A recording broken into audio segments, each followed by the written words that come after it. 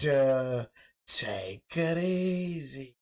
But you end up life easy. But make sure y'all follow my Instagram and Twitch in the description down below. Everything you need to know about your boy Jay is in the description down below. You know what I'm saying? What we are witnessing the worst rookie in NBA history. You know what I'm saying? And by the thumbnail, what's this nigga the #1 pick? You know what I mean? If I'm not mistaken, I never heard of this nigga. I'm gonna keep it real with you. You feel me? So I think bro was like an overseas player. You know what I mean? But you know, I've always say I feel like it's real important on how you start. Like how you start is real important, especially if you was a high draft pick. You know what I mean? Just keeping it real with you. That's why I feel like failed when it came to Dalton Knecht. Dalton Knecht, his chance to show that he was that guy coming out the bench was against the Milwaukee Bucks when we were down starters. When we was down 4 starters, Austin Reeves ain't play, Luke ain't play, LeBron ain't play, Rue ain't play. That was Dalton Knecht's chance. And for you to get outplayed by Bronny James, that didn't look good for you at all. Bronny James, 2nd round draft pick, 2nd round 55 overall, 55 draft pick. You know what I mean? I know what I'm trying to say. You was a 1st round 17 pick. You know what I mean? So you getting outplayed by a 2nd round 55th pick. It didn't look good for you, bro. So honestly, I do feel like Dalton Knecht will still be trading in the offseason, bro. But rookie season is very important, bro. You ain't even got to have an amazing rookie season. Just have a decent rookie season, bro. You in the door.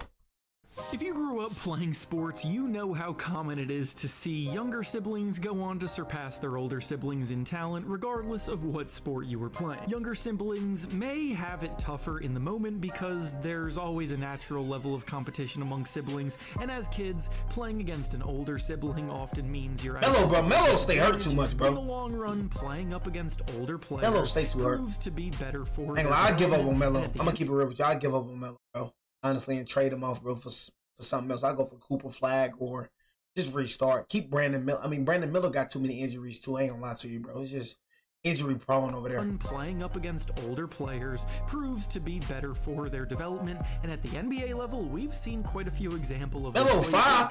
The most recent example was when he was having a good season. At the peak of their popularity. Lonzo Ball was drafted #2 overall in 2017. Yet you would always hear both Lonzo and their dad LeVar say that the youngest brother LaMelo was going to end up being the best of the 3 sons, and lo and behold, LaMelo Ball is the one that went on to become an all-star. Seeing younger siblings of established NBA players get hyped up in the pre-draft process is nothing new, but sometimes this rationale doesn't actually apply, resulting in some huge swings and misses down the line.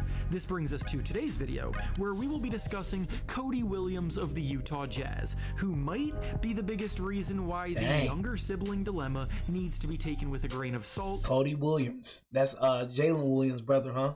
As he is the younger brother of Oklahoma City Thunder All-Star Jalen. Like I said, J-Dub cool and all that. You know what I mean? I'm going to keep it real with you. You know what I'm saying? J-Dub cool. You know, when it comes to the Thunder, I honestly just don't like the Thunder hype. So me seeing J-Dub, excuse me, pop up, I got mad. I'm not going to lie to you. It's just, we're going to see what J-Dub do in the postseason. You know, we're going to see what the Thunder do in the postseason. But J-Dub, bro, in my opinion, did not deserve to be an all-star. You know what I mean? I would have took a Sabonis over him for sure. But, hey, to each his own, though. You know what I mean? But J-Dub, man, we definitely going to see y'all, all right? You know what I'm saying? Play y'all next game, bro. We definitely going to see y'all. We going to show y'all.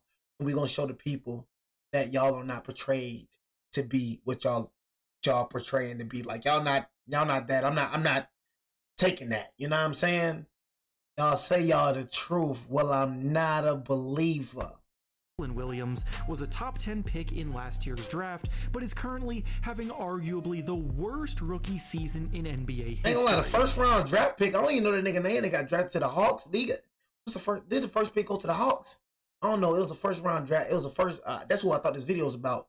The #1 pick. That nigga been trash too. I ain't gonna cup. currently having arguably the worst rookie season in NBA history. Today we're going to be going over everything that got us to this point, just how bad he truly is, and what his realistic outlook can be moving forward. Before we start though, it turns out a good amount of you watching right now aren't even subscribed to the channel, so if you enjoy the content, consider hitting the subscribe button, as not only does it help out a ton, but it also very much appreciates. The Hawks do, yeah, the Hawks do suck. Let's begin. It's not the fault of Cody Williams that he came with more hype than he probably deserved, but ultimately his production on the court has been absolutely inexcusable, and it may shift the mindset of entire front offices moving forward regarding how they project young talent. Looking at his older brother Jalen Williams first, we see a player who needed more time to develop, but when he did pop, he showed off so many useful tools that reasonably projected to becoming a highly impactful. Mic check, mic check. Mic check, mic check. All right, bro. Where did Jay go, bro? Talking about meat, man. So many useful tools that reasonably projected to becoming a highly impactful NBA player. Jalen played at Santa Clara in college in the mid-major West Coast Conference though, so even when he did pop, fewer people were paying attention to it. That, plus the fact that he spent 3 seasons there in college, he was an upperclassman when he declared, resulting in some hesitancies to propel him further up draft boards. The Thunder have never been a team that has shied away from the less popular talent in the draft, whether it be from a mid-major school or internationally, and what they saw in Jalen was a versatile wing player that was only just starting to scratch the surface of what he could accomplish. Scouting reports at the time of the 2022 NBA draft were very hopeful about Jalen's versatility on both ends of the floor, his highly impressive physical tools as a 6'6" wing player with a 7'2" wingspan, and his efficient production that was always led by his ability to read the game, and that's not gonna happen with us, man. Jalen Williams was 6'6" and he weighed 209 pounds when he was drafted, and that strength combined with his impressive mobility and poise is what resulted in him currently being one of the best defensive players in the entire NBA. Offensively, Jalen also averaged about 18 points and 4 assists per game in his last season at Santa Clara, shooting 51% from the field and 40% from 3 that season, so he was a strong finisher at the rim. His ability to attack off the dribble was starting to flourish. He always had his head on a swivel looking for ways to set his teammates up, and he threatened defenses enough from the outside to keep them on their toes. I mean, Jalen Williams tough. If he was playing at a school like Duke, he easily would have been a top 5 pick that year. Naturally, then, other teams around the league have seen the way that the Thunder do business, and I just don't feel like the Thunder just got it like that. Tried to mimic it because imitation is the greatest form of flattery, and the results the Thunder have had speak for themselves as a young team built through the draft, currently sitting in first place in the standings. We're not worried about that. Oh, what do we have here? We have the younger brother of the Thunder's second best player putting together a solid freshman season at Pac-12 program Colorado, and he has a lot of the same physical tools as his brother. Surely they're the same player. Time to hop all over that, right? Well, unfortunately, life doesn't quite work out like that, and the Jazz are now realizing that firsthand. The overhyping of Cody Williams, thanks to his brother, began all the way back in high school when he was a McDonald's All-American, ranked 7th overall in the class of 2023 according to ESPN. So basically, you know what I'm saying, he was getting hyped up because of his brother, because I didn't never heard of the nigga. You know what I mean? I ain't gonna lie to you, until the NBA draft, I never heard the nigga. You know what I mean? They said Cody Williams, I'm like, who the frick is that? Oh, J-Dub, brother? Okay, cool. Ranked 7th overall in the class of 2023 according to ESPN, yet even in the scouting reports on those recruiting databases, you read almost entirely about how his status is based on what he hypothetically could be and not what he actually is. On the website 24/7 Sports, he was ranked number 4 overall in the class according to them, and their entire excerpt about him in the rankings talks about how his physical tools could help him become a useful defender, but he still has a long way to go, how his shooting touch is not reliable at all yet, and how he shot it poorly at the EYBL circuit, how he's too skinny and struggles to play through contact, and how he doesn't even play with consistently good energy on the floor. That's what I be saying, you know what I mean? Sometimes the critics be right, sometimes, most of the time they be wrong, but sometimes the critics be right. You know what I'm saying? Contact and how he doesn't even play with. We are witnessing the worst rookie in history. Good NBA history. On the floor. So I know he's that bad. Always 2020 in situations like this, but the signs were literally always staring right at us in the face, and everyone continually ignored them because of his brother. During Cody's one season at Colorado last year, he had a year that objectively looked good enough on paper to buy into the upside narratives, but the film told a completely different story. He started the year hot with some good games scoring the ball in the non-conference part of the schedule and some solid early showings in the Pac-12 play, finding a rhythm in the mid-range, cutting well off the ball, and scoring efficiently when the opportunities presented themselves. But when the intensity of games ramped up during the conference tournament and during March Madness, he became a ghost, and a lot of the time you wouldn't even notice he was on the court. Yeah, and see, that's the thing that I be saying right here, you know what I mean? Like, you don't just want to become a ghost, nigga. Like, okay, nigga, if you're not doing, you know what I mean, your thing on offense, if you're not scoring, that's why a lot of these niggas do not make it in the NBA, and that's why this nigga right here just probably won't make it in the NBA. Because bro just cares about offense. He's such an offensive player, so if he's not producing on the offensive side, you know, he's not really doing nothing else. But when it comes to J-Dub ain't got to produce on the offensive side as much, and he can still produce as much on defense, right? You feel me? So if you're not a good offensive player, bro, you got to start becoming a defender. You know what I mean? If you're not helping the team in some type of way, some type of form, some type of fashion, they're going to get rid of you. You know what I mean? Cody Williams. So you need to get with your nigga J-Dub and help him to teach you some defense, because it's clear as day the offense is not working, my brother. You feel me? You need to do some defensive skills and turn into a defensive maniac.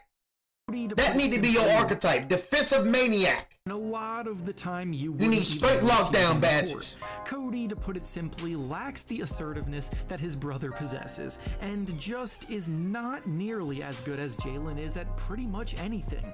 In Cody's final month of play in college, he scored in single digits in 6 of the last 7 games he played. Single digits? The team was finding more success without him on the court, and as those early scouting reports suggested, he really struggled with the more physical play that naturally comes from a more intense basketball game with a lot on the line. Cody's casual demeanor, lack of a motor, and inability to find ways to be effective consistently was a real problem, and in most cases it would have hurt a player's draft stock a ton, but we now know why it didn't in this case. The fascination with Cody's physical tools was also incredibly overblown because one very important factor was ignored. Sure, he was an inch taller than his brother was, with a similarly impressive wingspan, but Cody at the time he was drafted weighed in at just 178 pounds, which is a whole 30 pounds lighter than what Jalen Williams weighed when he was drafted.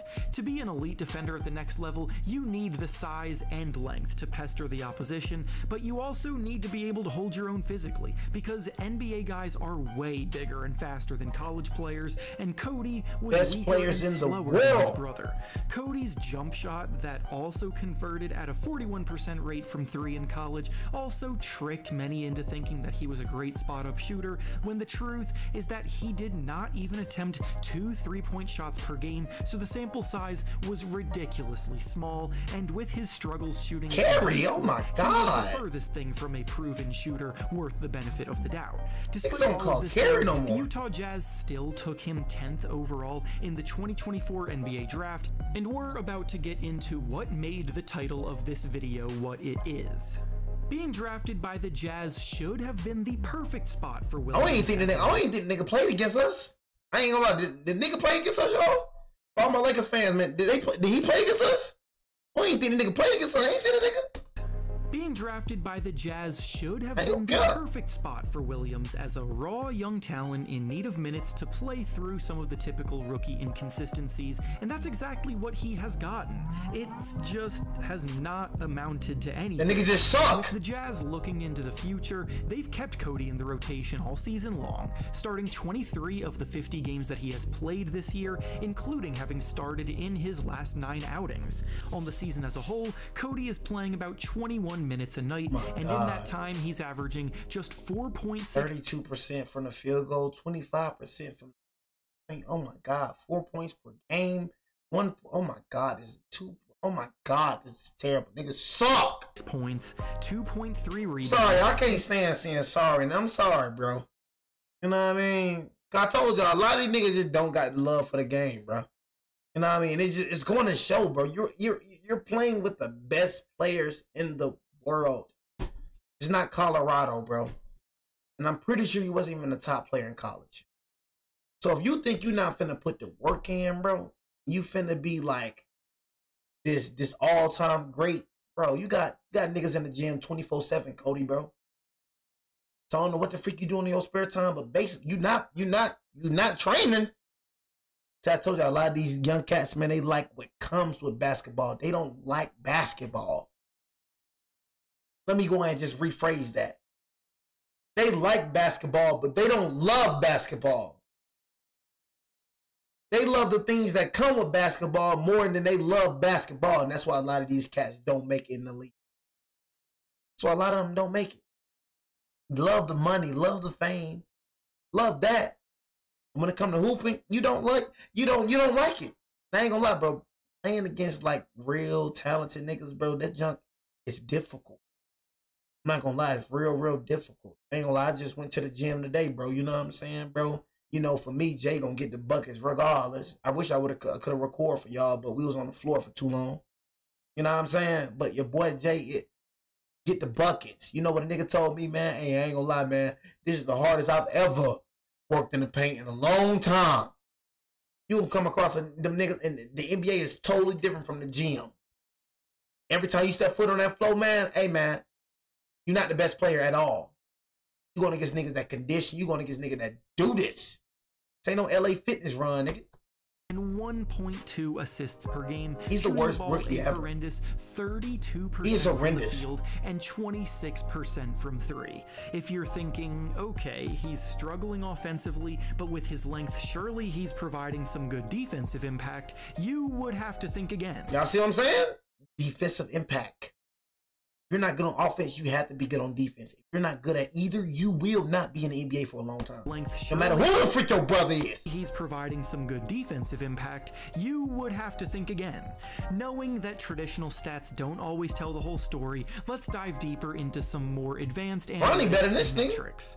The Jazz are already a pretty bad team sitting near the bottom of the standings, but when Cody Williams is on the court, they somehow get a whole 8.5 points worse per 100 possessions. He is a bad defender, and offensively, his inability to threaten defenses as a shooter craters the team's spacing. Going even deeper, let's see how he fares in some other metrics. In EPM, or estimated plus minus, Cody Williams ranks dead last in the entire NBA. In LeBron, a metric that factors in luck-adjusted impact, he ranks 546th out of 555 qualifying players. In VORP, or value over replacement player, he ranks 560th out of 563 qualifying players. He's either dead last or close to dead last in every single metric, pretty much only ever ranking over much more lowly bench players and guys that weren't nearly as highly touted. He's horribly inefficient scoring the ball, and there genuinely isn't a single part of his game that he can hang his hat on yet. Johnny Davis of the Washington Wizards is another recent draft bust taken in the lottery, but not even his rookie season was this bad, as he at least outscored Williams and spent most of his time in the G League, whereas Williams is getting consistent minutes night in and night out with nothing to show for it. Obviously, he's still very young and could become a useful player down the line, but we need to be realistic about his upside. He desperately needs to add at least another 15 pounds of muscle. He must make defenses respect him from the perimeter as a shooter to be effective anywhere else, and he needs to up the urgency a little bit when he's out there, because he's way too lackadaisical. He seems content with falling to the wayside, and he doesn't have the it factor that high upside raw prospects need to convince teams to buy into them long term. If his brother wasn't thriving in Oklahoma City right now, he likely wouldn't have been a second-round pick. But because his name is Cody Williams and not Cody Johnson, he is unfortunately expected to produce how a top 10... And then, hey, bro, go and chill out. They gonna say you hating, bro. They gonna say you hating, gang. You know what I mean? They don't believe that niggas can make it, you know what I mean? Just because of their last name, just because of who they know. Sometimes it's not about what you know, it's about who you know. Sometimes not about if you're the best, it's about who you know. Sometimes it's that for real. Sometimes it's some niggas that's better than this nigga that probably was undrafted. Niggas that went undrafted probably was better than this nigga. But just because his nigga brother Jalen Williams, he get drafted before them niggas. You know what I'm saying? That right there, bro. That right there matters. And pick is supposed to produce. Sometimes who you know, bro, don't think gives you an advantage over a lot of people. To produce how a top 10 pick is supposed to produce, and I just don't think he's going to ever be able to after what very well may be the worst rookie season in NBA history. And with that being said, that's all I have for you today. Make sure to like the video, subscribe to the channel, and comment down below what you think of